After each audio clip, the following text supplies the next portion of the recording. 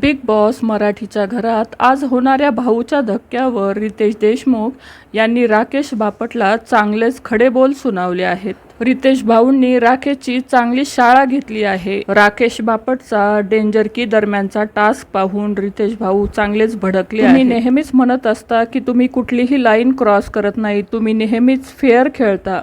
मग राकेश दुसरी टीम जर जिंकत असेल तर त्यांचा टास्क कसा उद्ध्वस्त करायचा याच्याच मागे तुम्ही लागलेला असता. विशाल जशी चावी मारत होता तसेच तुम्ही खाली रिॲक्ट करत. विशालच्या सांगण्यावरून तुम्ही संपूर्ण टास्क हा उद्ध्वस्त करत होतात. तुमचा स्वतःचा गेम तुम्ही खराब करून टाकलात. यामध्ये बाहेर असं दिसलं की विशाल सेफ राहिला आणि तुम्ही टास्कमध्ये एकदम खराब दिसलात. यावरूनच रितेश भाऊंनी राकेशची चांगली शाळा घेतली आहे. भाऊच्या धक्क्यावर रितेशला चांगलेच खडे बोल सुनावले आहेत. या संदर्भात तुमची काय प्रतिक्रिया आहे नक्की कमेंट करून सांगा. धन्यवाद.